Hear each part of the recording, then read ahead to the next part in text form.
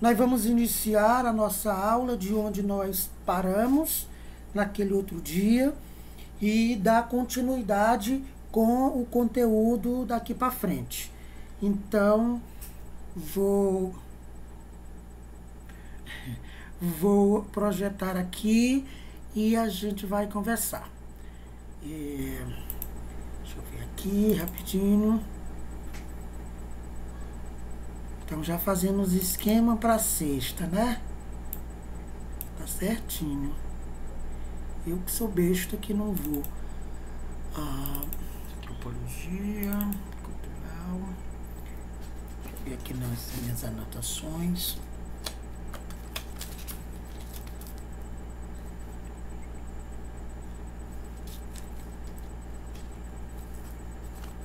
Certo.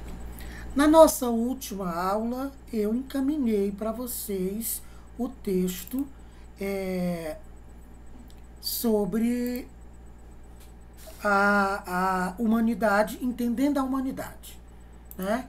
Entendendo a humanidade foi um texto que eu encaminhei para vocês, para que vocês fizessem uma leitura e aprofundassem nessa questão da constituição da humanidade, do ponto de vista antropológico, né? Porque a gente vinha discutindo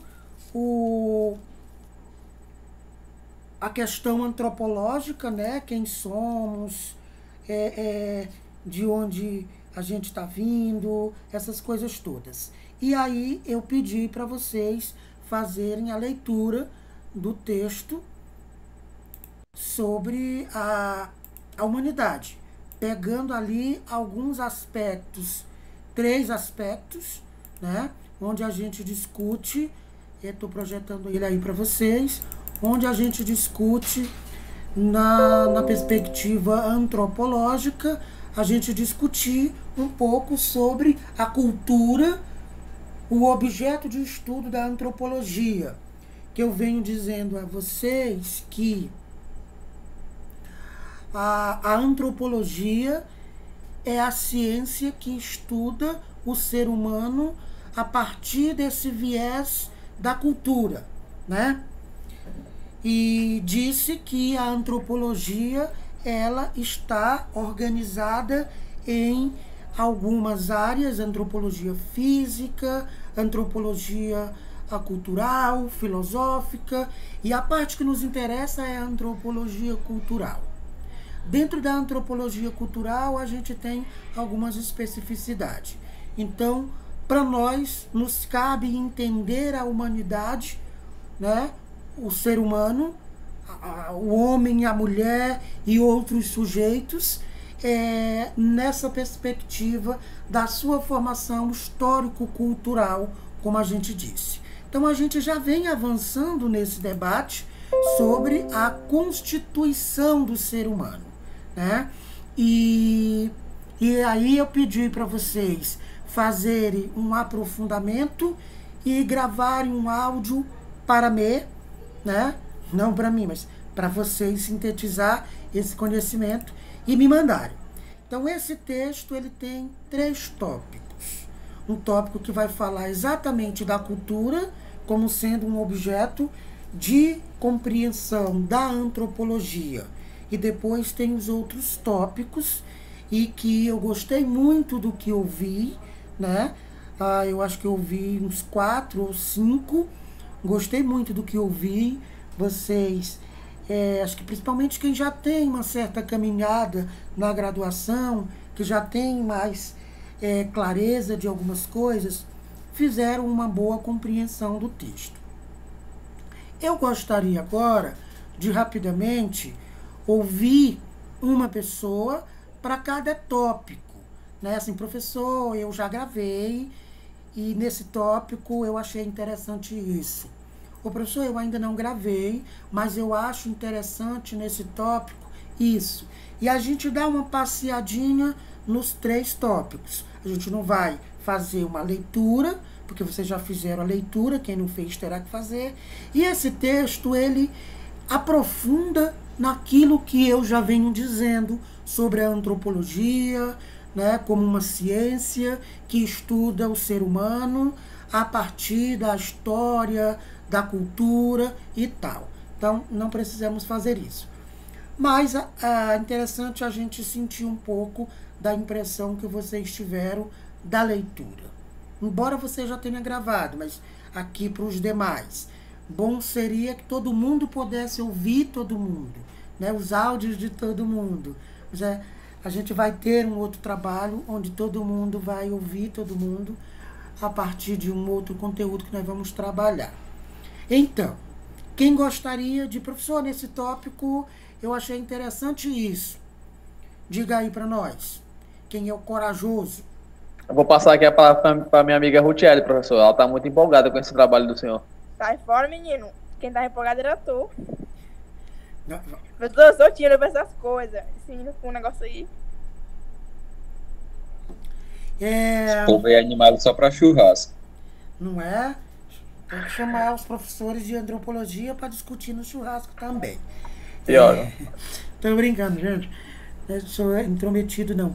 Vamos lá. Então, alguém que já leu o texto, gravou ou não, o que você sentiu aí? O que é importante destacar? Professor, eu vou começar aqui, vou iniciar aqui. Vai lá. Eu achei... eu li o texto todo, cacei também outros referenciais na internet, né? Sim. Esse Edward Taylor aqui, ele é muito top mesmo, porque esse conceito que ele fez nessa época aqui é um conceito que eu fiquei muito encabulado, que até hoje serve como referência. Não tem outro meio assim mais direto de falar o que é cultura, o que é antropologia, o que é toda essa evolução humana que a gente viveu, que a gente vive, né? E até hoje é um texto, como tu lê, e é um texto atual. Se tu não souber que é um texto de um filósofo, de um antropólogo antigo, que foi pesquisador e tudo, tu não vai saber que é um texto antigo. Parece que está muito atual, está numa linguagem bem simplificada, né? E o que ele diz sobre a cultura? Calma aí, professor. Já que ele é tão porreta assim, o que foi que ele disse? Ah, professor. Calma aí. Deixa eu pegar aqui meu texto que eu escrevi aqui.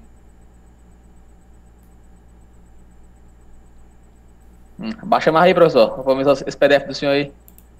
Eu só consigo lembrar aqui. Exatamente aí. Ele diz aqui, cultura como sendo todo complexo que compreende conhecimentos, crenças, arte, moral, leis, costume e qualquer outra capacidade e hábito adquirido pelo homem enquanto membro de uma sociedade. Ou seja, cultura é o jeito que a gente constrói a nossa vida. A nossa vida está pautada nas crenças que nós absorvemos, né, para a nossa vida. Todos nós acreditamos em alguma coisa, né? Em Deus, no diabo, no céu, na terra. A gente acredita em muitas coisas. E isso faz parte desse processo cultural. A arte como uma forma do homem expressar os seus sentimentos, né? A moral, que vai estabelecer aí o que se pode, o que não pode, o que eu devo, o que eu não devo fazer, né? O que é moral, o que é imoral em uma determinada sociedade. As próprias leis que vão dizer um pouco sobre essa moralidade. E os costumes, que é aquilo que a gente aprende no dia a dia com os nossos pais, tendem a reproduzir, né? Ou não, ou transformar, né? Então, isso é um pouco do que a gente vai compreendendo sobre o que seja cultura, né? Nesse sentido. Acho que isso de modo geral, não é? Ok. Quer dizer algo? Tá de boa? Então, a gente, no outro tópico aqui, onde a gente tem outra pessoa... Professor, naquele outro tópico, lá, naquele outro lá abaixo do que ele tinha falado, tem uma coisa que também eu achei interessante, ó. Que vai falar lá que os povos conquistados, eles eram descritos como bárbaros ou inferiores pelos historiadores gregos e romanos. Isso acabava desencadeando algumas classes de representação depreciativa, né? Em maior ou menor grau. Exatamente. Essa questão é interessante porque a gente tem a ideia de que o homem civilizado, né, é o homem que tem conhecimento, né, que participa da vida em sociedade. E na Grécia Antiga, que é o berço da civilização ocidental, o pensamento ocidental, ele influencia no nosso pensar, e tem uma coisa interessante, que o conceito de cidadão, né? O homem civilizado é aquele que participa da vida em sociedade, que participava das discussões ali na vila, né? Participava da sociedade. Vamos imaginar que tem uma vila, tem uma cidade e um grupo de pessoas se insere na organização. Tá? Esse é o homem civilizado, porque ele tem capacidade de dividir o espaço com os outros. Então, é um cidadão, né? Cidadania, cidadão, civilizado e tal. O homem que não morava na cidade, né? Professor, interrompendo o senhor um pouquinho aqui rapidinho, só para mim. Acho que era em Roma, né? Que tinha aquela, acho que eu não sei se me corrija se eu estiver errado, acho que é a Ágora, né? Que tinha aqueles. Era um congresso de todos os moradores de Roma, né? Que só quem era filho de pai e mãe de romanos que podiam participar disso, não é isso? Exatamente. Aí, no caso, todas as pessoas que estavam fora desse contexto não eram considerados romanos, né? E fora das fronteiras de Roma, eram considerados bárbaros. Exatamente. Exatamente. E ainda dentro de Roma, nesse universo mais urbanizado, aquele indivíduo que não participava do espaço político, cultural, que era considerado as pessoas cidadãs, aqueles que estavam afastados, os que moravam nas vilas, eles eram chamados de vilãos. Vilãos tem a ver com a pessoa bárbara, com os bárbaros. Então, hoje a gente tem um conceito de vilão que é uma pessoa má. Porque quem não era civilizado era considerado bárbaro, uma pessoa até violenta, né? E geralmente esses bárbaros eles não viviam no espaço urbano, eles viviam em vilas. Quem vivia em vilas eram os vilãos. Daí vem essa ideia que a gente tem de que o vilão é uma pessoa má. Porque cidadão, citatino, é um indivíduo que vive ali no grupo maior, com mais desenvolvimento. E o vilão, ou a vilã, era o homem e a mulher que vivia afastado, em pequenas vilas, vilarejos e tal. É o vilão. Necessariamente essa pessoa não era má. Mas o fato de não ser civilizado, na cabeça do incivilizados, essas pessoas eram más, porque não queriam interagir aqui, então era bárbara, era vilão, porque moravam afastados. Daí vem o conceito de vilão, e que as novelas, por exemplo, os filmes, o cinema, retrata isso como uma pessoa má. Então isso vem da Grécia Antiga. Depois que a Grécia é tomada por Roma, isso se torna, né, em maior proporção, e daí para cá a gente vem com essa história de que uma cultura é superior à outra. Então isso vem de longas datas, né? Então esse conceito, inclusive, de cidadão e de vilão, vem daí, né? Interessante essa história. Isso mesmo, meninos. Avançando aqui, o outro tópico, só para a gente extrair as ideias principais, né? A gente tem aqui um tópico que vai tratar entender do homem e o ambiente. Do homem e o ambiente. O que é que vocês entenderam aí do homem e do ambiente? Alguém pode dizer algo?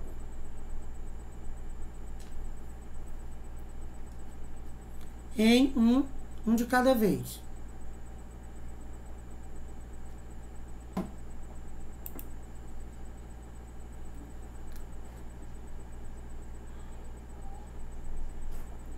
Ninguém? Então o homem... Para o antes, fala. Oi? Não vou falar. Bicho miserável. Peraí, professor, deixa eu dar uma olhada aqui, você lembra aqui de alguma coisa aqui mais contundente aqui. 2 segundinhos. É basicamente esse tópico aqui, se não me engano, ele fala de uma certa adaptação, né? É uma relação entre homem e natureza. Vamos no lugar do ambiente, eu coloquei melhor por entender natureza, né? Que fica um exemplo mais claro para assim entender. Eu coloquei até aqui no meu tipo, para ficar bem exemplificado, eu coloquei um exemplozinho no meu aqui, né? Coloquei homem, natureza, e puxei 2 setinhas, né? Que seriam, tipo, um exemplo seria nadar contra a corrente e nadar a favor, né? Isso? Só que não levando em relação à natureza em si, mas em relação a toda a vida, né? Uhum.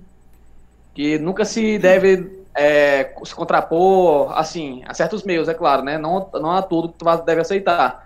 Mas, pelo menos em boa parte das coisas, tu tem que sempre aproveitar a oportunidade de maneira mais simples e eficiente. Que no caso do exemplo que eu coloquei, esse para me lembrar, né? Do mar, tu não vai ficar nadando contra a maré, sendo que tu pode descer para uma outra ilha e a partir dali tu criar um barco, criar outras ideias, né? Sempre tá inovando, na verdade. Isso. O homem e o ambiente. Essa relação do homem com o ambiente é uma relação que existe desde sempre, né? Inclusive a cultura produzida pelo ser humano, ela se dá a partir da relação do homem com o ambiente. É a partir do ambiente, e aí a gente compreende o ambiente também como natureza.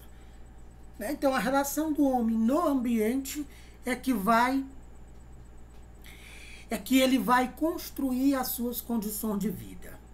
O homem sempre agiu na natureza, sempre agiu no ambiente, desde sempre. Porque é a partir do ambiente que ele vai se relacionar com a natureza e se relacionar com os animais e se relacionar com outros seres humanos. A relação do homem com o ambiente, essa relação que o homem estabelece com o ambiente é chamado de trabalho. A princípio não era.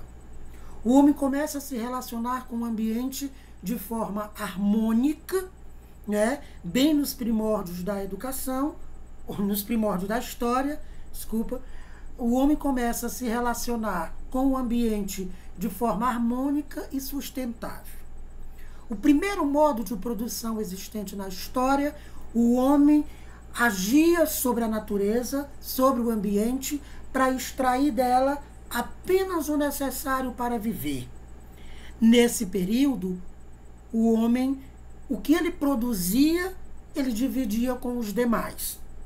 Esse período histórico, tratando de modos de produção, a gente vai ter um modo de produção comunal, ou comunista, ou primitivo. Ao longo da história, só para vocês entenderem, ao longo da história da humanidade, a gente teve 4 modos de produção. O que é o modo de produção? Por que eu trouxe o modo de produção aqui? Porque o modo de produção é a forma como o ser humano age sobre a natureza, construindo as suas condições de vida. Isso é cultura. Cultura é esse computador, esses livros, tudo que nos rodeia, que foi extraído da natureza e tem a ação do homem. São coisas que o homem construiu para ele viver, né? Para ele construir as suas condições de vida. Então, cultura não é só coisas imateriais, como valores, né? Crenças e tal. Cultura é também e principalmente a ação do homem na natureza. E é exatamente a ação do homem na natureza que vai fazendo ele desenvolver hábitos, costumes e crenças e leis e morais e moral para a sua vida. Então, para a gente entender, por que eu trouxe os modos de produção? Que eu vou trazer eles mais à frente, né? Mas aqui só uma pinceladinha. E hoje na minha palestra eu falava sobre isso. Então, a gente teve 4 modos de produção. Modo de produção, entenda, é a ação do homem na natureza para construir as suas condições de vida. O primeiro modo de produção existente na história, né, bem nos primórdios da história, no primitivo. O homem agia sobre a natureza, sobre o ambiente e tirava dela só o necessário para viver. E o que ele produzia, ele repartia entre si. Era um regime tribal. Esse período a gente chamou, esse modo de produção, a gente chamou de modo de produção primitivo ou comunal. Comunal, de comunhão, ou comunismo. Ou comunismo. Comunismo é de comunhão, de comungar. Quem é da Igreja Católica sabe que tem comungar, é repartir. Que é a mesma coisa de comunismo. Não sei por que as pessoas não entendem o que é comunismo. Comunismo é viver em comunhão, é repartir aquilo que se tem. Por isso que as pessoas têm medo, né? Então, o comunismo. Depois, o segundo modo de produção que a gente tem é o escravismo. Eu não estou aqui me referindo à escravidão negra. Não, exatamente. Quando os homens, o ser humano, no modo primitivo de produção, ele consegue produzir mais do que ele precisa para viver, porque no primitivo ele produzia e repartia ali entre a tribo. Quando um grupo consegue produzir mais do que precisava para viver, ele começa a acumular riquezas. E aí, quando ele começa a acumular riqueza, ele se sente mais importante do que os outros. Aí ele começa a fazer as trocas das coisas. E aí ele começa a acumular cada vez mais do que os outros. Daqui a pouco ele começa a explorar os outros. E daí essa exploração chega no nível que o ser humano começa a escravizar os outros. Aí a gente tem o escravismo, onde um ser humano é obrigado a trabalhar para o outro, né, à força, né, forçado. É a escravidão. Aí a gente tem a base da relação social, a base da cultura é a exploração do homem pelo homem a partir da escravidão. No primeiro modo, a base das relações culturais é o comunismo. Aqui no escravismo, a base é a escravidão. A escravidão é a base de relações culturais. Quando quando a escravidão não dá mais conta disso, o ser humano muda os modos de produzir, os modos de agir sobre a natureza. Aí a gente tem o terceiro modo de produção existente na história, a saber, o feudalismo, que é uma outra forma de escravidão mascarada. Entenda. A base de relações culturais, sociais, no feudalismo, a base das relações é a servidão.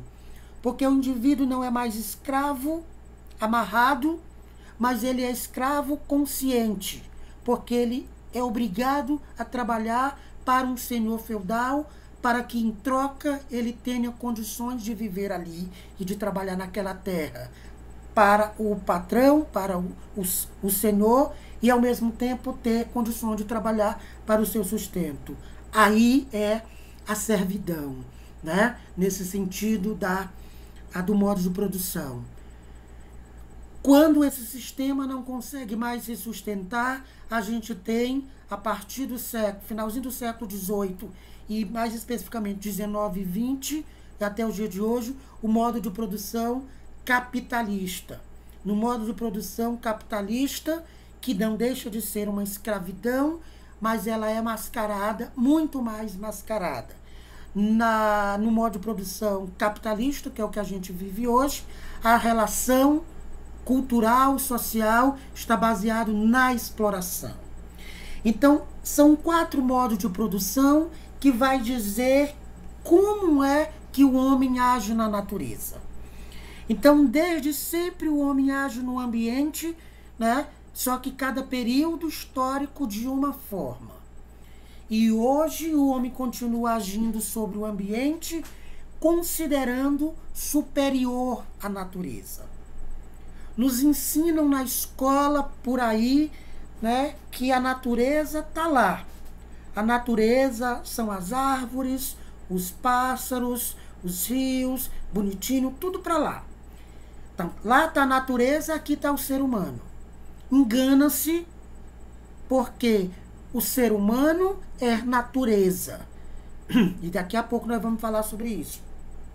O ser humano é um elemento componente do ambiente. O ambiente não é lá fora, lá no campo. O ambiente é nessa sala onde eu estou. O ambiente é na casa de vocês.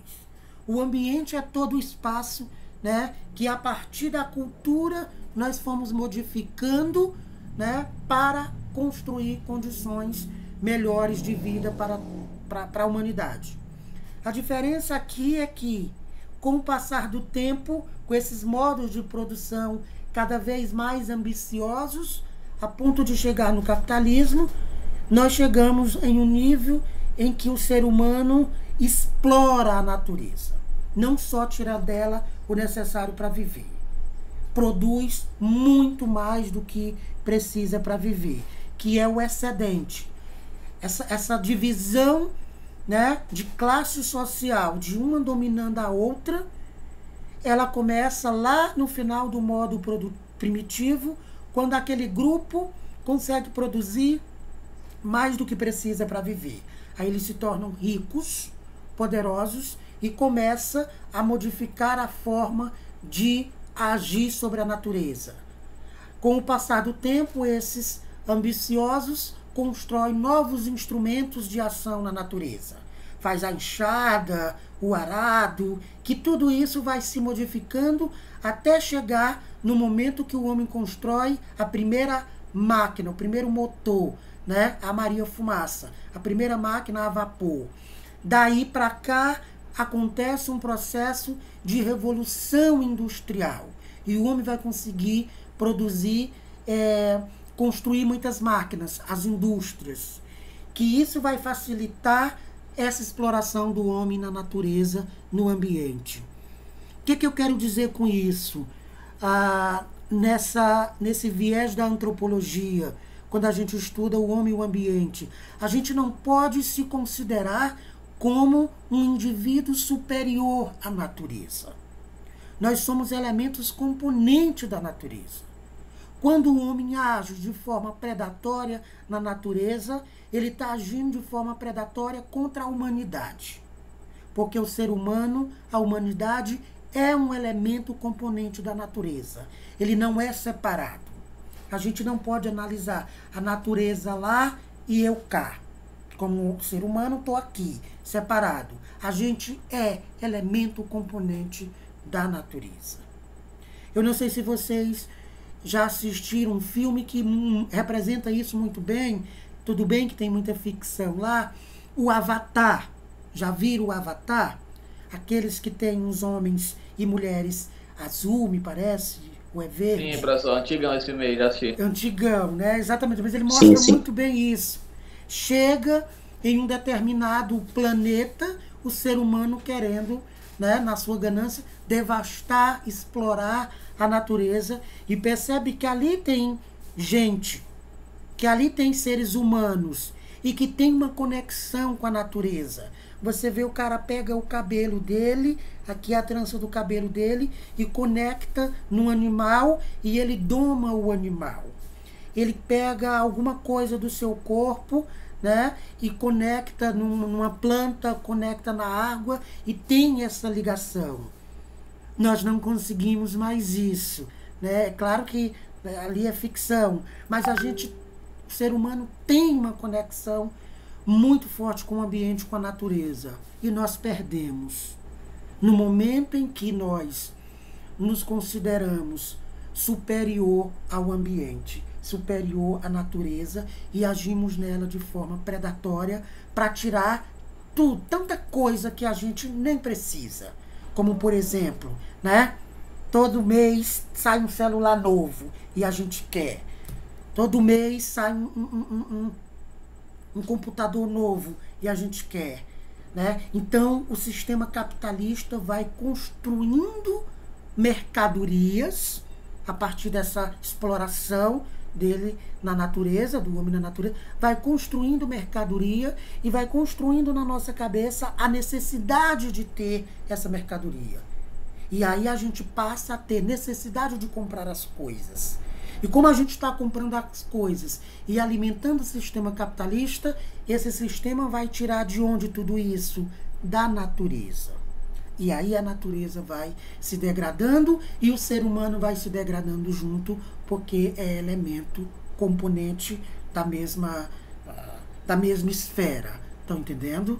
Então, um pouco isso que a gente tinha para acrescentar aqui. Talvez vocês não tenham tido essa percepção na hora, né, da leitura. E o último tópico para a gente avançar é o tópico sobre o homem através do seu passado. Sobre esse tópico, alguém quer dizer alguma coisa? Vamos lá. O que vocês destacaram aí? O Anderson já tá ali. Alguém fora o Anderson e o Lucas, viu? Passa a palavra. Professor. Vai, João. Assim como dizia Karl Marx, para se entender o presente é necessário entender o passado. Muito bem. E quem é o Karl Marx?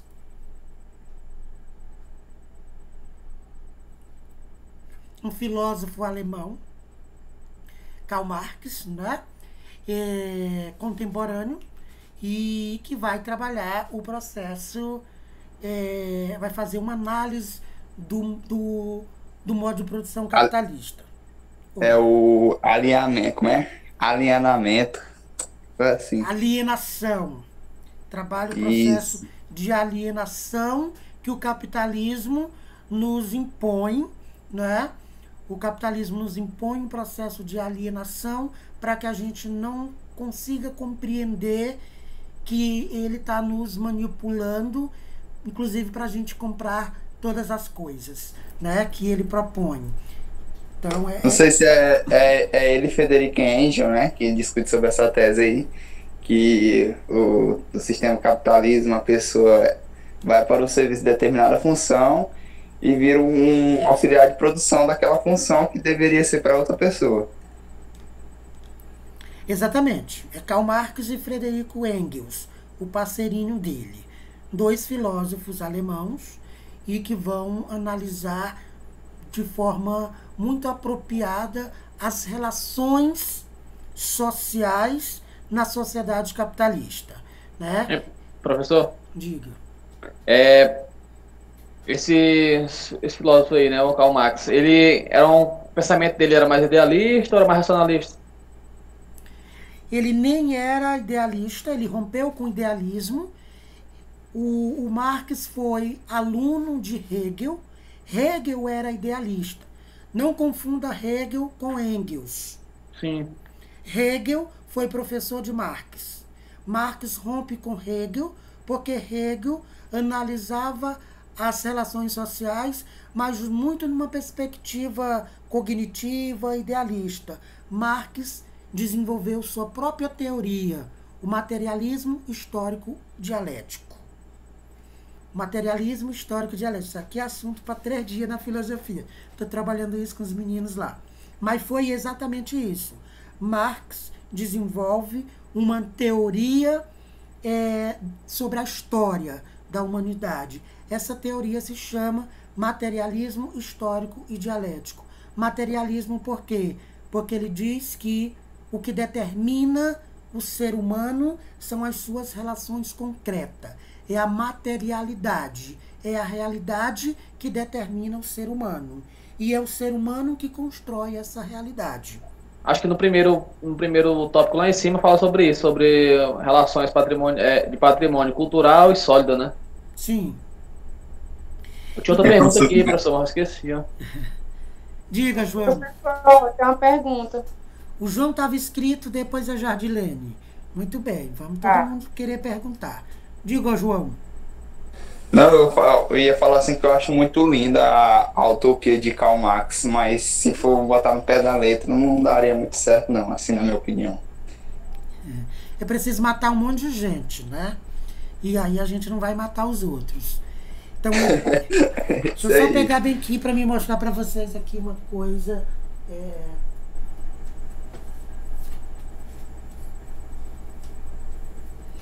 Eu sou estudioso de Marx, no campo da filosofia. Ele tem muitos livros. Aqui eu tenho uma prateleira só dele. Mas eu quero mostrar essa coletânea, são 3 livros. Se chama, não sei se vocês já ouviram, O Capital. O Capital de Marx. São 3 obras. É que daqui eu estava vendo as 2, fui pegar ali.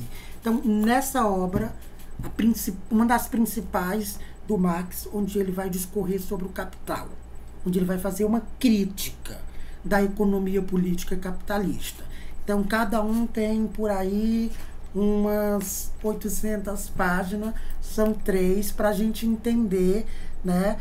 Já viu esse livro todinho, professor? Eu já. Vocês precisam ver aqui a minha estante. Eu estou numa sala de leitura que eu fiz na minha casa, onde eu tenho meus livros. Eu tenho muito livro. Eu leio muito. Mostrei, professor. Mostrei. Separei uns aqui que a gente vai estar trabalhando, né, dentro da nossa disciplina, e vamos escolher um que nós vamos ler. Talvez hoje não, mas a gente vai fazer a leitura de um livro mais específico sobre a antropologia, né? E a gente está falando aqui da filosofia. Certo. Mas de certa forma, né, professor? Não dá para falar de uma sem falar de outra, às vezes, né, também, né? Exatamente. A antropologia, como eu já disse, ela é filha da filosofia. A antropologia é filha da filosofia e é uma ramificação, porque a filosofia não dava conta de estudar tudo. Com o passar do tempo, ela foi tendo necessidade de criar ramificações. E aí, parte da filosofia vai estudar a sociedade, é a sociologia. Parte da filosofia vai estudar só a política, é a ciência política, a ética e tal.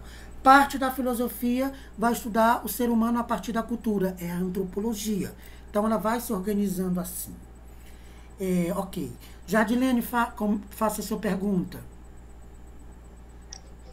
Assim, professor, lendo um pouco, né, sobre essa primeira parte aqui, falando sobre o homem através de seu passado, eu não consegui entender muito a respeito da arqueologia, em que contexto que ele quer nos explicar, entendeu? Eu queria que o senhor explicasse mais um pouco a respeito. Tá. Tem uma pergunta aqui também. Vocês estão danadinhos hoje. Eu vou responder essa. Vou responder uma. Responder não. Ninguém responde. A gente reflete.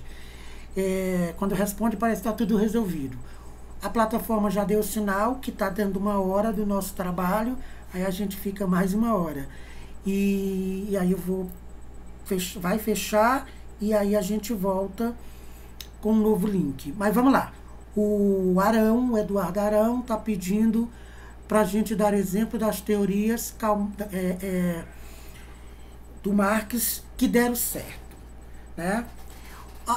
Teorias, geralmente, teorias filosóficas, não precisa ser colocado na prática. Assim, teorias é para a gente compreender uma realidade. E aí, claro, algumas teorias propõem alguma coisa. A teoria marxista, ela faz um estudo das relações sociais de produção, né, a partir do sistema capitalista, onde Marx vai dizer que o capitalismo é selvagem, ele explora as pessoas, ele divide a sociedade em classes, entre ricos e pobres, entre quem tem os meios de produção e quem tem a força de trabalho. Marx vai dizer isso. Não vamos nos iludir porque eu trabalho e ganho 10 mil, porque eu tenho uma loja, porque eu tenho uma pequena empresa e eu sou capitalista e eu sou da elite. Não. Quem trabalha para Marx é trabalhador, é da classe trabalhadora, é de uma classe social. Então, Marx vai dividir duas classes sociais. Ou você tem os meios de produção, que são as grandes indústrias, as fábricas, as terras, e eu digo muita terra, latifúndio, né? Tem os meios de produção, ou você tem a força de trabalho. O que é a força de trabalho? Quando a gente vende a nossa força de trabalho. Então, pobres e ricos, proletários e burgueses, empresários e trabalhadores. É isso. Na professor, eu tenho um carro bom, eu tenho uma casa, eu ganho 10 mil por mês. Como é que você ganha 10 mil por mês? Trabalhando, vendendo a minha força de trabalho. Você é trabalhador. Não se iluda. Ah, professor, mas eu tenho uma lojinha na Rua do Campo e tal. Não. Como é que você vive trabalhando? Você é trabalhador. Não se iluda. Ah, o governo vai taxar grandes empresas e aí o povo fica enlouquecido. Uma menina lá do curso, né? Ah, professor, vai taxar as empresas e tal. Não, minha filha, sua lojinha da Rua do Campo, da Duque de Caxias, você não é empresária que vai ser taxada. Não, deixa o governo taxar, né? As grandes fortunas têm que taxar mesmo, né? Mas a pessoa, porque tem um carro, porque tem uma casa, porque viaja, acha que é rico. Não. Isso é uma questão de dignidade do ser humano. Todo mundo tem direito, que trabalha, tem direito de ter uma casa boa e usufruir daquilo que a humanidade produziu, né? Mas isso não te coloca na pirâmide, no topo da pirâmide. Aí eu disse para a menina, olha para a pirâmide social, veja onde é que você está. Dá vontade da gente dizer assim, te enxerga, ô garota, veja onde é que você está. Fica pensando como um rico, porque você ganha 10 mil, você não é. Você é uma trabalhadora. A pessoa, mas eu ganho 20, do mesmo jeito. Né? É trabalhadora do mesmo jeito. Nessa perspectiva do capitalismo. Então, Arão, o Marx desenvolveu uma teoria histórica, política, da realidade a partir do capitalismo. Né?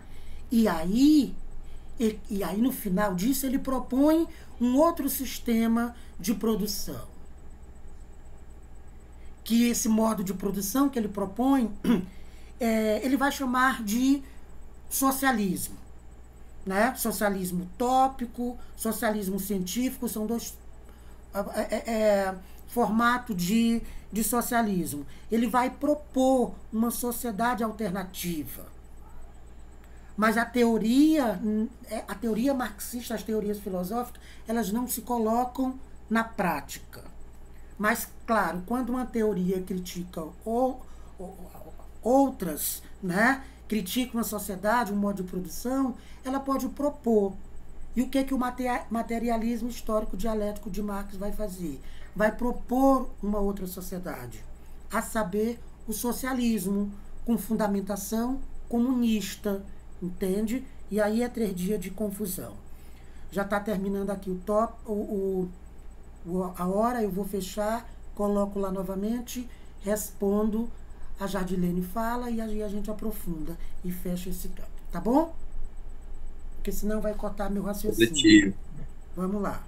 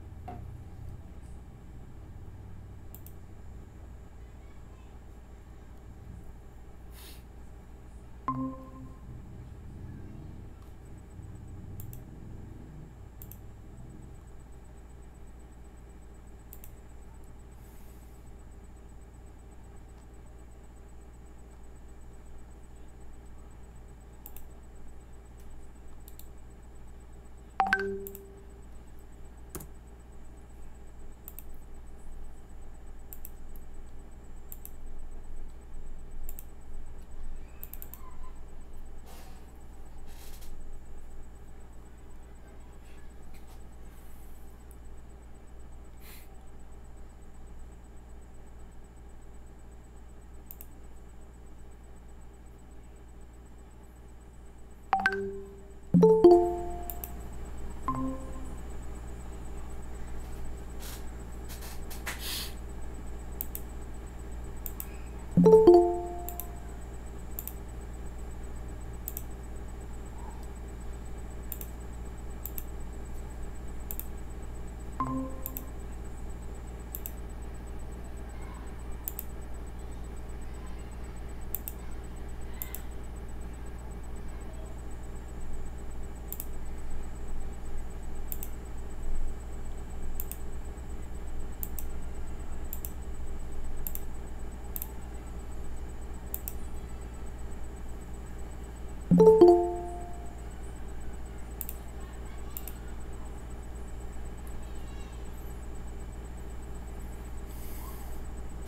povo está entrando de volta.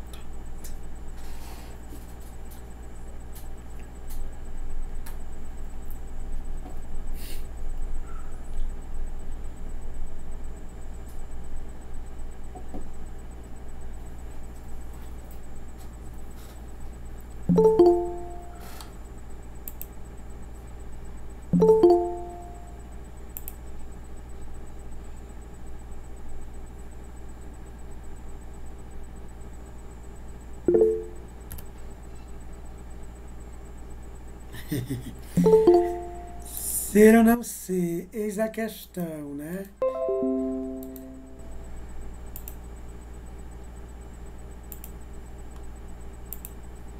Vocês são uma graça. 7, a gente tá em 16. E aí se os retardatários vão entrar. Um minutinho.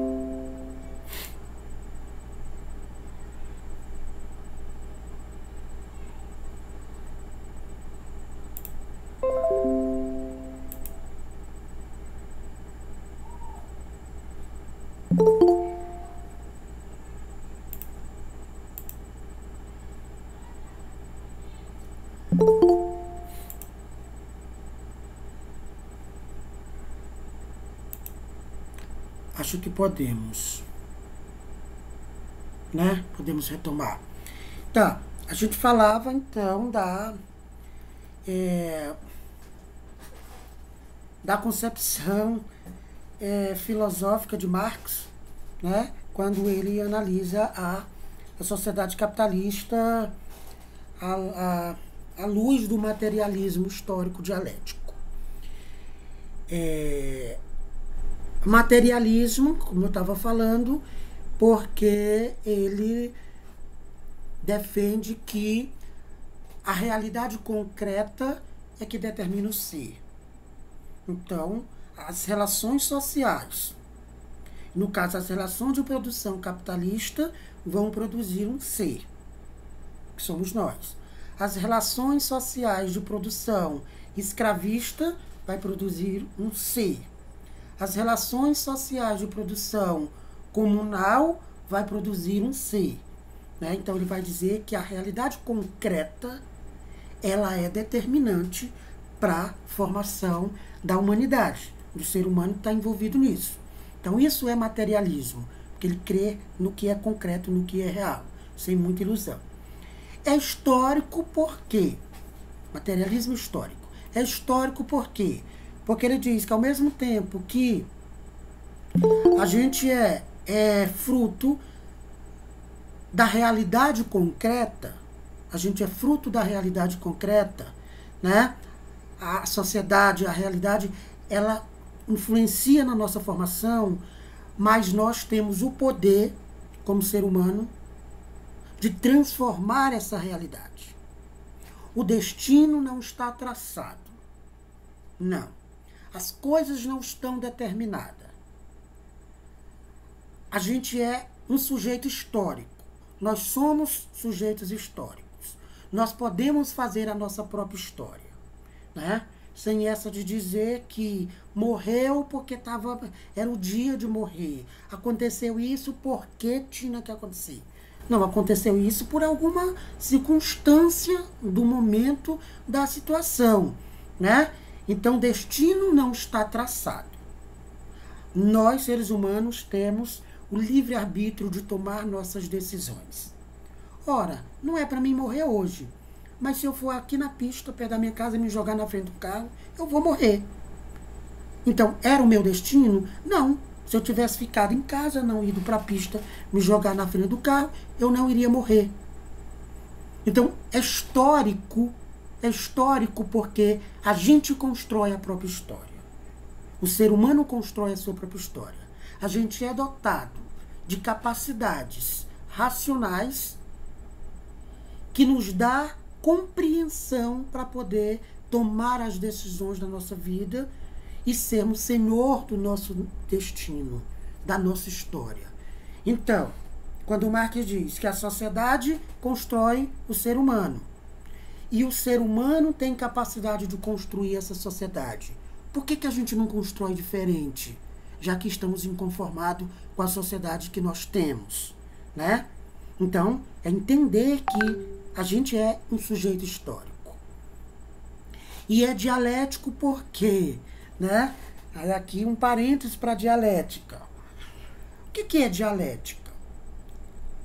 É um princípio filosófico que vai dizer que o que é pode não ser. Vamos entender. É um pouquinho, vou tentar aqui da forma mais rápida para a gente avançar, mas se vocês têm necessidade de entender isso, vamos lá.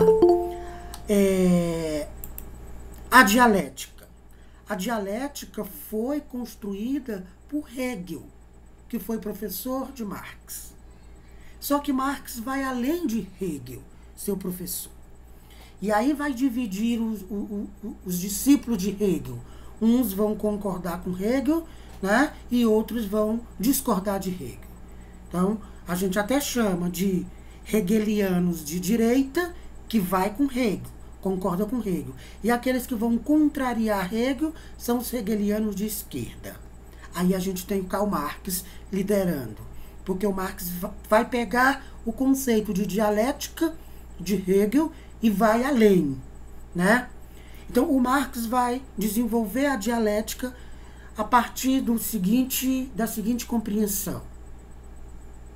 A gente tem uma ideia sobre as coisas, uma ideia. A gente vai chamar essa ideia de tese. Tese é uma ideia, né? É o que eu estou construindo no meu doutorado. Uma tese de doutorado. Tese é uma ideia inicial. Tese. A filosofia vai dizer, e Marx se fundamenta nisso, vai dizer que toda ideia, que toda teoria, que tudo pode ser questionado, tudo pode ser refutado, tudo pode ser criticado à luz da ciência e da filosofia, entendendo a ciência como filha da filosofia. Então, essa tese, ela vai passar por um processo de crítica, de negação, né, de refutação. A gente vai chamar de antitese ou de antíntese, como queira chamar. Então, essa tese criticada, refutada, ela vai passar por um processo de antitese. Anti é como se fosse negação, antitese. Então, essa tese passando por um processo de crítica, né? Antitese. Então, eu tenho tese, antitese. Quando eu pego uma tese, faço uma crítica a ela, que é o processo de antitese, eu vou extrair daí uma outra ideia, um terceiro momento, que é o que eu vou chamar de sintese, ou síntese, como queira chamar. Então, essa ideia inicial, que foi refutada, passou por um processo antitese, ela se torna uma outra ideia, que é a síntese. Síntese. Eu estou afirmando. Síntese. Síntese. Olha, tese, antitese, síntese. Eu estou afirmando aqui. Síntese. Essa terceira ideia, ela nasce dessa primeira quando passa por um processo de crítica. Aí eu tenho uma síntese. Essa síntese não pode também ser considerada um conhecimento verdadeiro. Quando ela diz síntese, ela está se afirmando como um conhecimento verdadeiro. Aí vem a filosofia e a ciência, parte dessa síntese, que não vai mais ser síntese, vai ser só tese, não vai ser mais síntese. Porque toda ideia está sujeita a ser criticada, a refutada. Todo conhecimento, nenhum conhecimento pode se considerar verdadeiro. Então, quando a síntese existe, a síntese, o que a filosofia e a ciência faz? Vai criticar, vai refutar esse conhecimento novo. Então, aquilo que era síntese, tira o sim de afirmação e ela passa a ser só tese. Sendo só tese, ela vai ser refutada do mesmo jeito. Passar por um processo de refutação, de antitese. Aí daí tem uma outra ideia que passa a ser sintese de novo. Que passa a ser... E aí nunca termina. Nunca termina. Então, isso é para a gente entender que nós não podemos nos perceber como um ser humano pronto e acabado. A gente está sempre em processo de formação. Eu nasci assim, eu cresci assim, vou morrer assim. Gabriela, já ouviram? Não faz sentido nessa perspectiva da filosofia e da ciência. Eu nasci assim, eu cresci assim, mas eu não vou morrer assim. Eu estou mudando todo dia. Porque a tese vai passar por um processo de antitese e vai ser uma sintese que vai ser... E assim não acaba nunca, é um ciclo. Estão compreendendo? Essa é a base da dialética. A dialética é isso. Aquilo que pode não ser amanhã. É uma espécie de contradição, tá entendendo? Uma contradição dialógica. A gente vai entendendo coisas diferentes a cada dia. As coisas vão mudando. Então, elas mudam. As coisas mudam, mas elas não são substituídas totalmente. Essa tese passa por um processo de refutação, que é a antitese, que vai ser a sintese. Essa sintese é uma ideia nova, mas que tem fundamento na primeira. Então, ela não nega totalmente. Por exemplo, vocês são teses. Agora estão na faculdade. Estão passando por um processo de sintese. A ciência está chamando vocês o tempo inteiro para pensar sobre isso. Isso não é assim, tem que pensar de outra forma. É um processo de sintese. Quando terminar, você vai ser outra pessoa. Porque você vai ser a síntese de tudo isso. Então você vai ser outra pessoa. Mas você vai continuar sendo você mesmo. Tá entendendo? O papo filosófico aqui é brabo. Então você vai ser a mesma pessoa, assim, com características diferentes, não é? Quando você se tornar, né, o profissional que você vai ser. Você não vai ser mais a mesma pessoa. Então, quando a gente entra numa faculdade, quando você sai, a gente ouve muitas pessoas dizer assim, ixi, fulano tá bestinho, porque agora é engenheiro, porque agora é administrador, porque agora é psicólogo. Fulano fala diferente, porque agora não sei, fulano vive diferente. Claro e evidente. Se você passar 4 anos, 5 anos estudando e sair do mesmo jeito, né, com os mesmos hábitos, com a mesma linguagem, com a mesma forma de pensar e viver, esse estudo não fez nenhum sentido na sua vida. Entende? Tem que mudar. Esse é o processo dialético. Mas você não se nega na sua totalidade. Né? O João vai continuar sendo João, mas um outro João. Diferente, modificado, mas a sua essência vem. O que vai mudando aí são outras coisas, né? Que vai acrescentando a sua essência, o seu jeito de ser. Compreende? Vocês estão aí? Sim, estou aqui. Entenderam o papo brabo da filosofia? Sim. Aí ela perguntou sobre aqui, fecho parênteses, mais filosófico, marxista, e vamos aqui um pouquinho mais para o nosso texto, para fechar esse tópico, o homem através do seu passado. Então, vocês trouxeram Marx e eu fiz esse parênteses. Então, a Jardilene perguntou sobre a questão, me lembra aí, da arqueologia, foi isso? Relembra para mim. Foi isso, professor. Então, a arqueologia é um ramo da antropologia.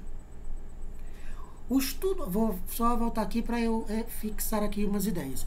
O estudo do passado humano, dentro da antropologia, é feito a partir da arqueologia. E ela é hoje uma ciência conhecida do público em geral, porque, né, que se deixa fascinar pelas descobertas dos especialistas. Bom, se antes muitos achavam que o arqueólogo era aquele pesquisador que desenterrava dinossauros com a função recorrente com o campo da paleontologia. Atualmente, né, o arqueólogo é uma pessoa, né, mais pessoas sabem que a arqueologia se dedica ao estudo do passado humano, não só de dinossauro. Na verdade, esta é a derradeira missão da arqueologia, facilmente compreendida a partir da composição aí, arcaicos, que é antigo, vocês já ouviram essa expressão? Arcaico, que é antigo, e logos, que é estudo. Então, a arqueologia vai estudar o ser humano, né, a partir do seu passado, compreendendo como eram os modos de vida, né, das sociedades arcaicas, antigas, né? Então, de modo geral, é isso, é uma ramificação da antropologia, que não é a antropologia cultural puramente. Está dentro da antropologia cultural, mas ela vai se preocupar com essa questão mais especificamente do passado. E a antropologia cultural que a gente está falando, ela não vai se preocupar somente com a cultura passada. Ora, nós vamos trabalhar com a cultura também do presente.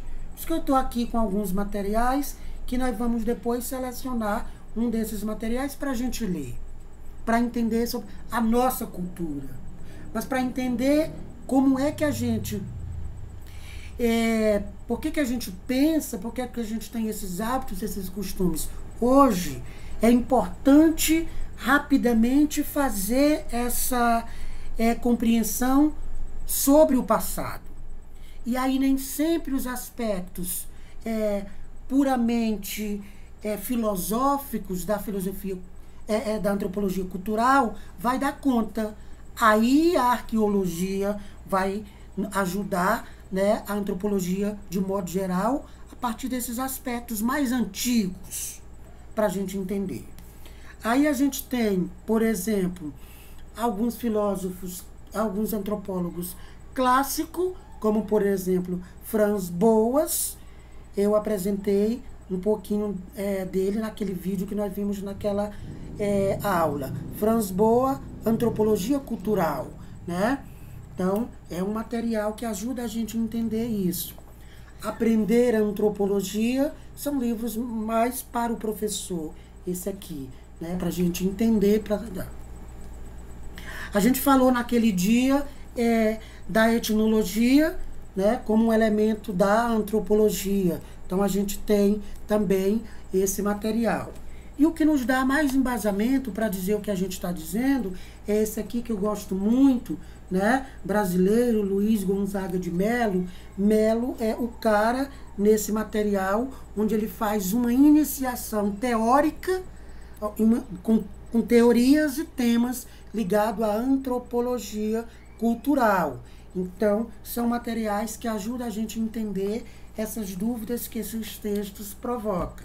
Mas em relação à arqueologia, é uma ramificação da antropologia cultural para ir buscar os elementos bem arcaicos, né, da cultura, dos povos, não só dos dinossauros, né? Para a gente entender como era que eles viviam, se organizavam, e a relação com a natureza, e a relação entre eles, e para a gente saber por que nós vivemos assim, dessa forma. Compreende? Professor, diga.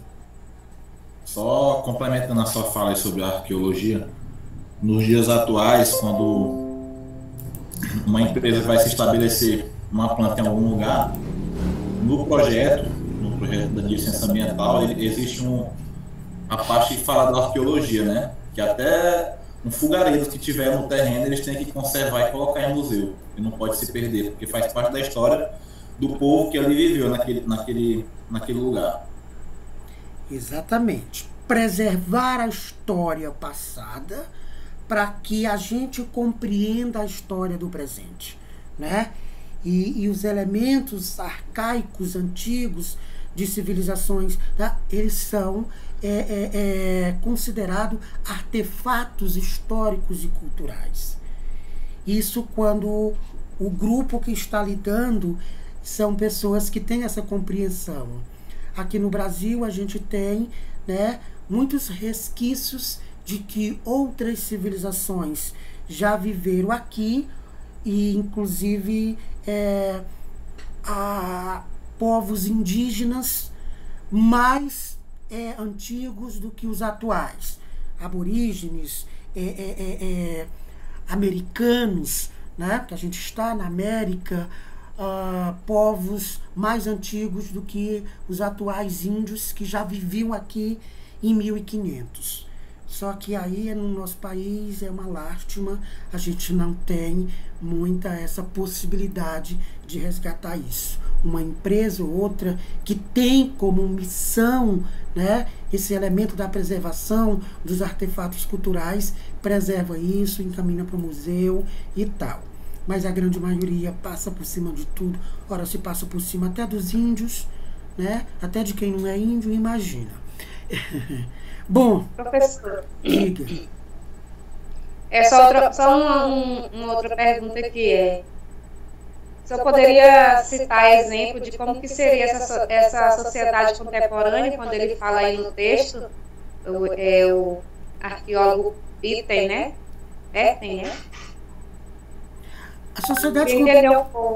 A sociedade contemporânea somos nós. Sociedade contemporânea somos nós. Que a base das nossas relações, como eu estava falando, a base das nossas relações, assim, toda sociedade constrói as suas relações a partir do modo de produção.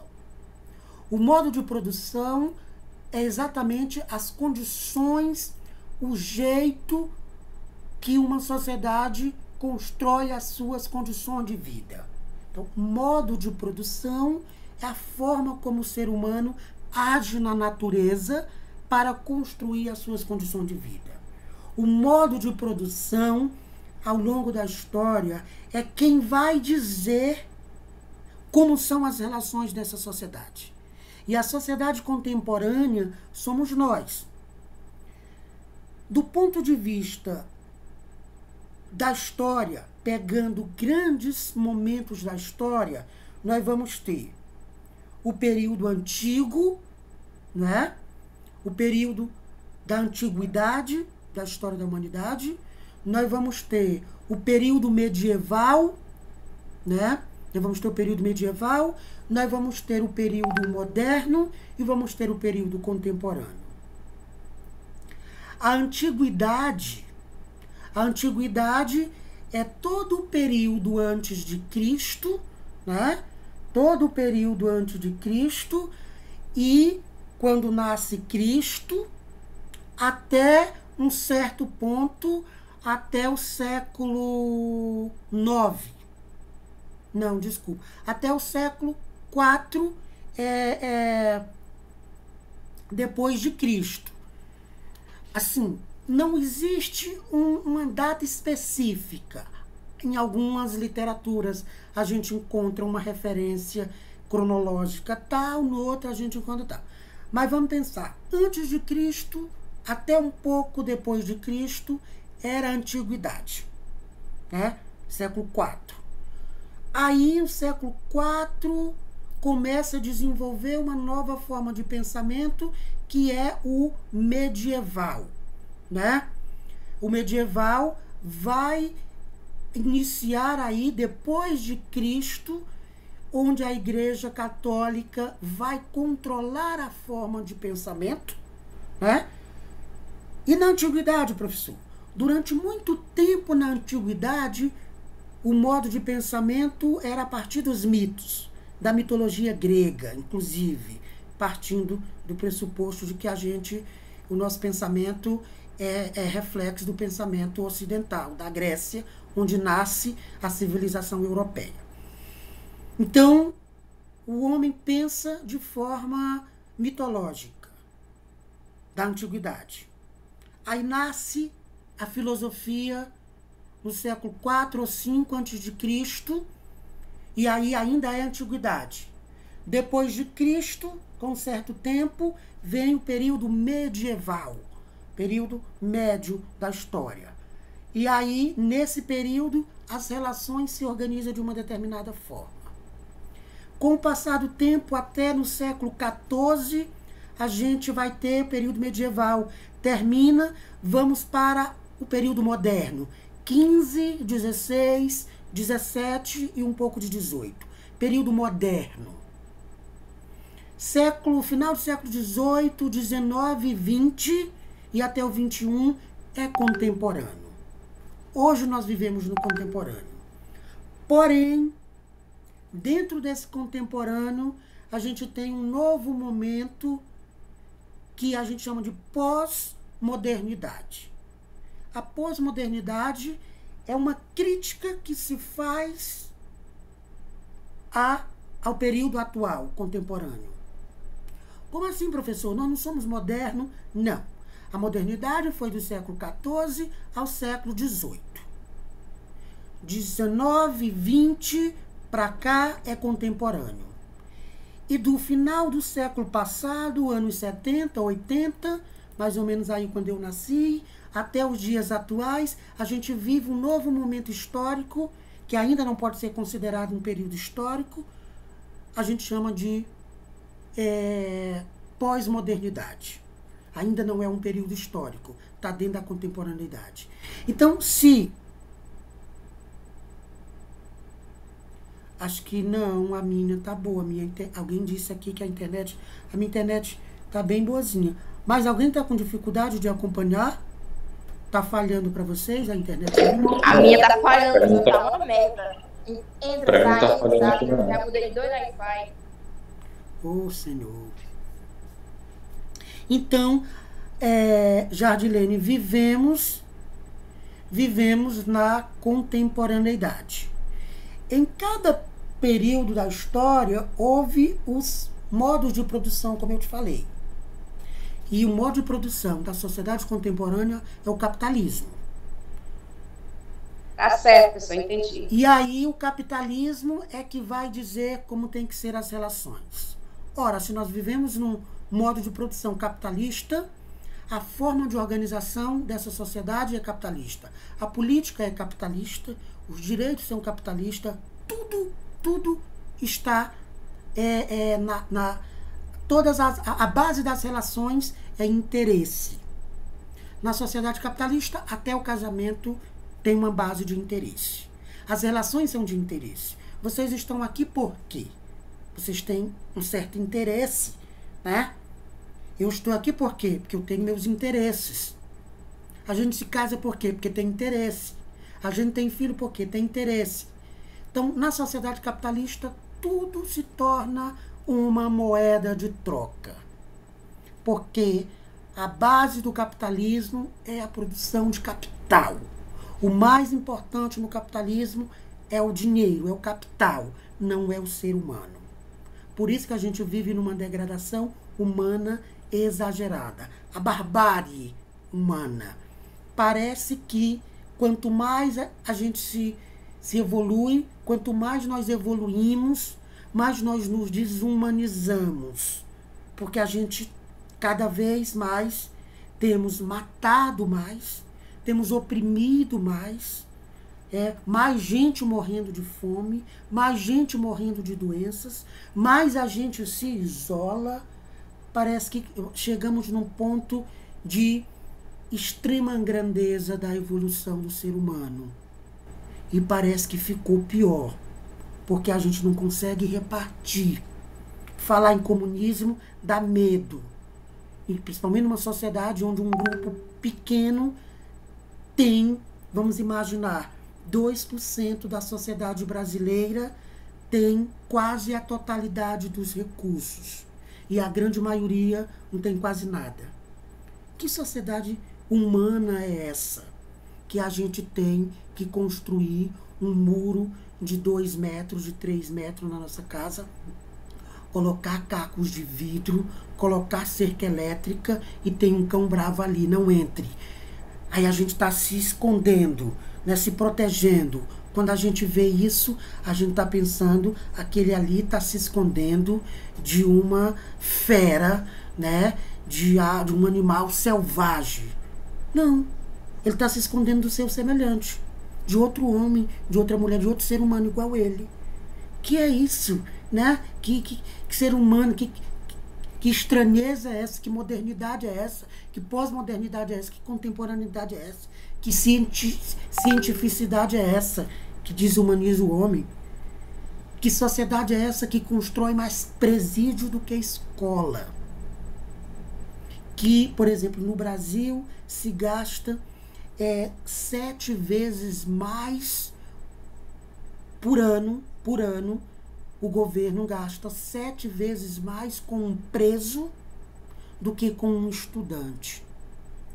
Veja o que o governo gasta por ano com um aluno e com um preso. Com o preso ele gasta 7 vezes mais. E ele investe mais no preso, né, nos presos, constrói mais presídio, tem mais tecnologia nos presídios do que na escola. Olha a sociedade que nós estamos construindo. E eu não estou fazendo essa crítica em específico nesse governo de direita, de esquerda, não. 500 anos neste país. As sociedades capitalistas são assim. É um problema estrutural. A política no sistema capitalista se estrutura dessa forma. Constrói a mercadoria e constrói a necessidade de se ter a mercadoria. Há 50 anos atrás, pouca gente tinha geladeira. E as pessoas viviam tranquilamente. Inclusive, adoeciam menos, viviam menos estressada. Aí, o capitalismo cria a geladeira, que é um instrumento fantástico. Cria a geladeira e cria na nossa cabeça e nas condições materiais a necessidade da gente ter a geladeira. Porque ao mesmo tempo que ela constrói a geladeira, ela vai construir alimentos que precisa ir para a geladeira. Então eu vou precisar da geladeira. E se eu não tiver a geladeira, eu vou me sentir inferior aos demais. Se eu não tiver o celular de última geração, eu vou me sentir inferior aos demais. E quem não tem acesso a essas mercadorias construídas pelo capitalismo, que constrói e nos incentiva a consumir, quem não tiver condições de acessar essas mercadorias, vai roubar, vai matar, vai tomar dos outros que têm, para poder dizer, para poder usufruir. Então, essa é a humanidade, né? Essa é a sociedade contemporânea que nós temos. Viu? Ficou mais claro para ti aí? Tá de boa? Bom, gente, avançamos um pouco mais. A gente tem mais meia horinha aqui, né? Porque são 2 horas de trabalho comigo. Então, a gente vai falar um pouco aqui de mais coisa.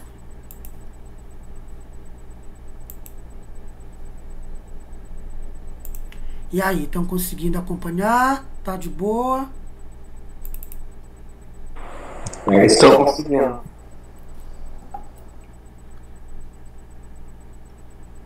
Eu vou projetar um outro material aqui Bom, assim fica o texto, né, aí, para vocês fazerem a leitura, gravar os áudios e me mandar quem ainda não fez. Eu queria dar essa passeada no texto, né, dessa forma. Agora eu quero rapidamente introduzir um conteúdo novo, quer dizer, novo não está ligado ao outro, e que talvez a gente não conclua hoje, não tem problema, né? Mas eu vou fazer isso, né? Bom, esse material a gente está chamando de a questão antropológica. O que somos ou quem somos? Né? O que somos ou quem somos? Aí aqui a gente tem o homem, quem ele é afinal. Lembra que a gente já trabalhou um texto falando algumas coisas? Então, aqui a gente retoma ele.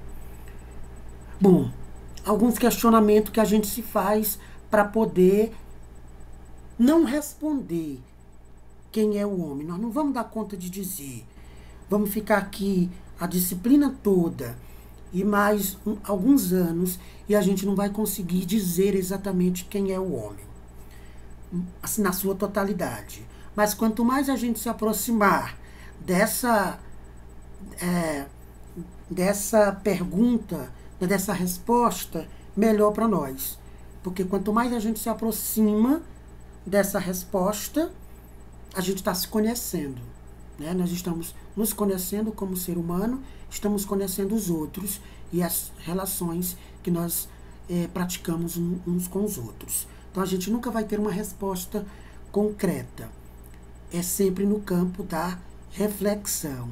Então, o que distingue o ser humano dos demais seres vivos? A princípio, eu diria que o que distingue o ser humano dos outros seres vivos é o fato de a gente pensar. Nós somos racionais, né? Nós somos racionais.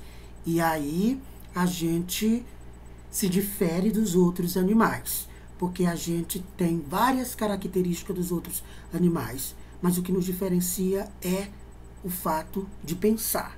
A gente pensa racionalmente. Essa é uma grande diferença. Vocês conhecem essa imagem que está aí? O homem de Vitrúvio, o homem vitruviano, movimentozinho assim, é uma imagem que representa o movimento que o homem faz. É um ser inacabado, né? Ele está dentro de um ciclo e ele vai girando, né? A gente chama de o homem de Vitrúvio, que foi feito por Leonardo da Vinci para compor um livro de Vitrúvio. Então, a gente chama o homem de Vitrúvio, o homem vitruviano, que representa esse movimento que o homem faz como um sujeito histórico. E esse movimento, essa capacidade de se reinventar é que diferencia o homem dos outros animais. Vamos pensar aqui. Quando, no período dos primórdios, o homem vivia nas cavernas. O urso também vivia na caverna. O homem não vive mais na caverna. Estou eu aqui numa sala construída, com iluminação artificial, com ar-condicionado, para refrescar, com livro, com muita coisa. Eu estou nesse espaço. Onde é que vive o urso hoje? Na caverna. Né? Ele não conseguiu, porque ele não desenvolveu a racionalidade. O homem e o macaco, nos primórdios, extraía da natureza os frutos para se alimentar da mesma forma. O homem ia lá, cutucava, né? Vamos imaginar, o homem cutucava a árvore e tirava o fruto e comia. O macaco ia lá, cutucava a árvore, tirava o fruto e comia. Hoje o homem não precisa mais disso. O homem construiu outros meios de extrair da natureza. E o macaco continua lá, trepando na árvore para tirar os seus alimentos. Ele não evoluiu porque ele não pensa. ele não raciocina, né? Então, isso faz toda a diferença. Entre o homem e o animal, há continuidade ou um salto qualitativo, professor? Bom, aqui a gente tem duas grandes teorias que vão dizer, uma vai dizer que o ser humano é um salto qualitativo. De repente, Deus construiu o homem. Pronto, tá lá, bonito, lindo, maravilhoso. Somos nós. De repente, estávamos prontinho, né? Assim, na história. A teoria do criacionismo. Uma outra teoria vai dizer, não, o homem, né? O homem não foi um salto qualitativo. O homem foi um processo evolutivo. Que aí a gente tem a teoria evolucionista, que vai dizer que o homem é fruto da evolução. Charles Darwin, deixa eu ver, tá bem aqui, só um minutinho.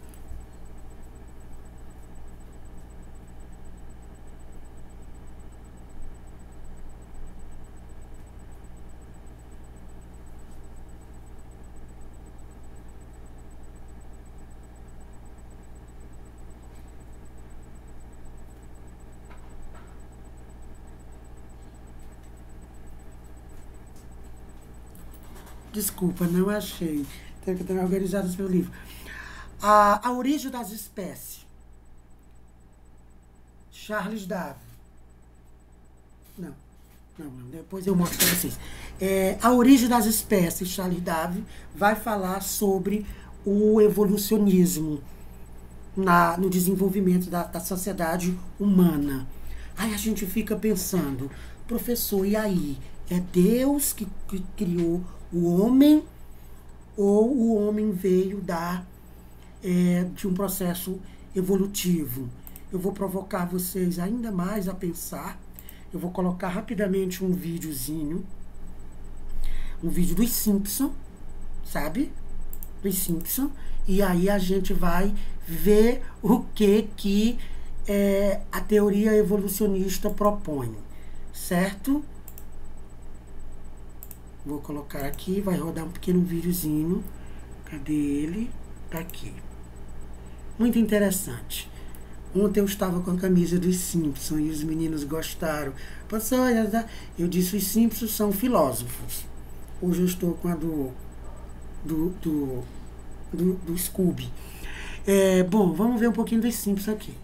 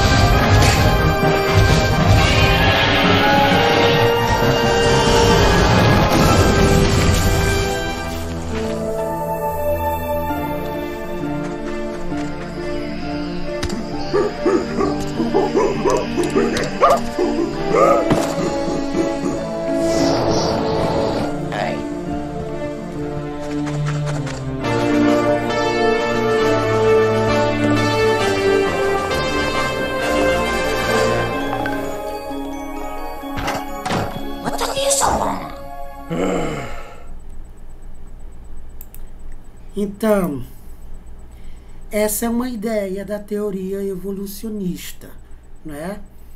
Então, a gente viu ali que o indivíduozinho nasce das águas. Antes de ser humano, ele era uma alga marinha. Ele sai da água, se transforma num pequeno animal, parecido um rato, um símios, me parece o nome, e depois ele vai evoluindo, um anfíbio isso, e aí ele vai evoluindo até chegar em nós. essa é uma proposta teórica do evolucionismo. Mas há a proposta que diz que a gente foi construído pelas mãos de Deus, de repente é um salto qualitativo na história. Assim, de repente está lá o homem. Professor, e o que está certo? Eu não sei. Cada um vai, né? Cada teoria dessas, ela vai fazer a sua defesa. Se a gente lê um pouco sobre ciência, né? Filosofia depois desembocando para a ciência, a gente vai acreditar no evolucionismo. Mas se a gente vai para uma perspectiva, né, paranormal, né, ou a metafísica de espírito, de deuses, de força sobrenatural, aí a gente acredita na criação, né? Então a gente diz que são teorias valorativas, quer dizer, cada um atribui o valor que lhe convém. A gente não pode dizer que uma está certa, que outra está errada. As duas existem. E há quem segue uma, há quem segue a outra. Mas para você seguir algo, você tem que ter fundamentos. Aí vocês perguntam, professor, e você que já leu esse negócio todo aí, como é que vê isso? Os meninos sempre perguntam. Bom, aí a compreensão disso tudo, como é que eu vivo com isso, né? Como um cristão que eu sou cristão, eu creio em Deus, né? Então eu deveria crer no criacionismo, mas ao mesmo tempo eu sou cientista, porque eu pesquiso, eu creio na ciência, né? Eu tenho uma base de formação científica, né? E tal. Então como é que eu lido com isso? Não é um negócio fácil de se fazer. A gente pira às vezes, né? Vocês vão entender mais para frente, quando chegar no nível de mestrado, de doutorado, vai doer muito a cabeça de vocês, vão perder os cabelos assim. Mas assim, quem tem uma base religiosa solidificada, poderá se tornar um bom cientista, né? E sem se perder. É claro que vai abalar as estruturas em algum momento, mas não vai se perder na sua totalidade. Agora, quem não tem uma boa base, né, dessa questão religiosa, sobrenatural, dessa relação com Deus e tal, pode se perder facilmente pela ciência. E aí é um perigo, né, porque a ciência ela é bruta, ela é fria, ela é exata, dura, calculista. E ela trabalha com as coisas concretas, materiais, né, com métodos que prova, com amostragem, com o que é concreto, com o que é real e que é possível medir, com o que é mensurável. E a religião não. A religião trabalha com algo metafísico, com algo sobrenatural, com algo para além do campo material. Então, acreditar em Deus através da ciência não é possível. Não é possível. Ninguém crê em Deus a partir da ciência. A ciência não consegue provar a existência de Deus, porque a ciência prova as coisas materiais, concretos, com método. Ela manipula, ela pesquisa, ela investiga. E não é possível fazer isso porque Deus não é matéria, tá entendendo? Então, como é que fica isso na nossa cabeça, professor? No meu curso de filosofia, quando eu fui apresentar a monografia no final do curso, um professor horroroso me criticou, porque bem nos agradecimentos, eu agradecia a Deus, né? Eu agradecia a Deus pela sabedoria, pelo conhecimento, pelo ter conseguido mais uma vitória. E ele disse, não, professor, não tem esse negócio de filósofo, né, agradecer Deus. Porque na cabeça dele e de uma grande maioria, não é possível conceber Deus do ponto de vista científico, aí, a partir da filosofia. Aí como é que eu fico? Eu não fico bem nisso, porque eu sou da igreja. Aí pelo outro lado, o pastor vai dizer, não, Andrade, Agora não, né? Porque eu tô rebelde da igreja, porque tá uma bagunça a igreja, né? Levaram um monte de coisa para lá, levaram política, confundiram um monte de coisa. Tá terrível. Mas o pastor dizia, mas, irmão Andrade, esse negócio de quem é cristão estudar muito, isso não é bom, isso confunde a cabeça da pessoa. Ele tinha razão, né? Confunde muito, mas é preciso ajustar isso, senão você pira ou para a religião ou para a ciência. E você pode se perder para um ou para outro. Eu tenho conseguido, né? É assim, com muita dificuldade, mas tem muita gente que consegue. Bom, é isso. Querem dizer algo até aqui? O que acharam do videozinho? Todo mundo dormiu. Que é isso? O que tu acha, Wanda, desse negócio?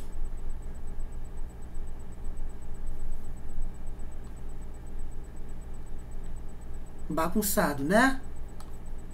Então isso, gente. Há outro questionamento é em que consiste a natureza humana. A natureza humana, ela é corpórea e ela é psíquica, não é? O que nos determina como ser humano não é ter um corpo físico, mas é agir como um ser humano. Né? Então, a gente tem um corpo que é matéria, né? Que é matéria, e a gente tem uma alma, que é a consciência, que é o espírito. Não vamos entender a alma como algo, como um bicho branco que a gente vê de noite no escuro, a alma vai te pegar. Não, a alma não é isso. A alma é a nossa consciência. Consciência que nós temos da nossa existência, das coisas e tal. Então, a nossa natureza, ela é corpórea e ela é psíquica. Ela é corpórea porque nós temos um corpo físico que é a extensão da nossa alma, né? Então, o René Descartes vai dizer que é a ré extensa. O que é isso? Eu penso, cogito, ele vai dizer cogito ergo sum, né? Cogito é pensar, cogito ergo sum. Penso, logo existo. Então, se eu penso, eu existo. Eu sou concreto, eu tenho massa, eu tenho um corpo. E esse corpo é a ré extensa, que ele vai dizer. Quer dizer, a gente utiliza o corpo para fazer as coisas que que a nossa consciência nos manda. Nesse sentido, a nossa natureza, a natureza humana é uma natureza material, corpórea e psíquica, intelectual, racional, a consciência. Entende? Então, é um pouco isso. Deixa eu ver aqui. E a última questão aqui é: o homem é composto de corpo e alma. É um pouco isso que eu já estava falando. O homem é composto de corpo e alma, espírito e de natureza, ou de natureza puramente corpórea. Já disse para vocês, o homem não é só natureza corpórea. O homem tem um corpo e que, na verdade, o corpo nem influencia tanto na formação dele como ser humano. Vamos pensar o Tarzan, vamos pensar numa criança que é uma criança humana, que é abandonada para conviver sem as relações humanas. Vamos pensar no Tarzan, uma criancinha deixada na floresta, criada pelos lobos. Professor, o Tarzan é humano? Não. Do ponto de vista da antropologia, da filosofia, ele não é humano, porque ele não vive como um ser humano. Os hábitos dele são hábitos animalescos, puramente animalescos. Ele come como os animais, ele vive como os animais, né? A linguagem dele é uma linguagem de animal. Ah, professor, mas ele tem um corpo físico humano, de humano, sim. Inclusive, esse corpo ele usa de forma igual aos animais. Então, nesse sentido, o Tarzan não é humano, efetivamente. ele precisa viver como um ser humano, né? Então, a gente tem aí essa questão. Então, não é o corpo somente. É claro que a gente precisa do corpo. A composição do ser humano é corpo e alma. Mas é mais alma do que corpo, né? Quando a gente morre, o corpo se acaba. O que vai ficar de nós? A nossa consciência. As pessoas vão lembrar de nós pelo que nós dissemos, pelo que nós fizemos, por tudo isso. Entende? Então, a alma, nesse sentido, é importante, né? Continuando aqui, a gente tem esse texto, eu já apresentei para vocês, né, na aula passada, falando aí do homem. Foi na primeira aula que eu fiz isso, né? Então, professor, oi. Desculpe interromper aí, mas a gente vai ter uma reunião agora aqui com o professor Marcos, a turma de administração, viu? Não, 4 alunos. Eu já vou terminar. Já estou saindo. Eu não vou continuar. Tá. Até porque só tem 5 minutos do nosso tempo, já vai fazer as 2 horas. Então, eu só quero mostrar aqui para vocês, eu já vou terminar. Então, aqui a gente continua falando da antropologia, coisas que eu já falei, que não nos interessa mais falar. Agora, daqui para frente, eu vou discutir com vocês e a gente vai até fazer uma atividade de interação aqui mesmo pela aula remota. Então, eu vou parar aqui, já temos 2 horas. Eu não vou encaminhar uma atividade para casa, eu vou deixar que vocês terminem essa, tá bem? Reveja algumas coisas, alguns textos, nesses dias que é feriado, mas nem tanto. Então, eu não vou encaminhar a outra atividade hoje. Até porque eu acho que a gente ficou muito tempo ali naquele texto de algumas coisas que precisava ser dita, né? Que já vai aparecer nos outros textos. Então, fiquem de boa, né? Reveja tudo isso que a gente falou. Quem não fez os áudios, faça, me mande, reveja o texto a partir do que nós dissemos. E aí, semana que vem, a gente se encontra novamente aqui. Eu quero propor para vocês uma atividade fora da sala, que nós vamos fazer numa comunidade aqui, perto, né? Fora da sala de aula, vai ter, enfim, vamos conversando. Tá bom? Mas por hoje foi muita filosofia, né? Então, eu deixo vocês à vontade para encerrar as atividades que ainda faltam. E não vou encaminhar mais nenhuma. E a gente finaliza por aqui.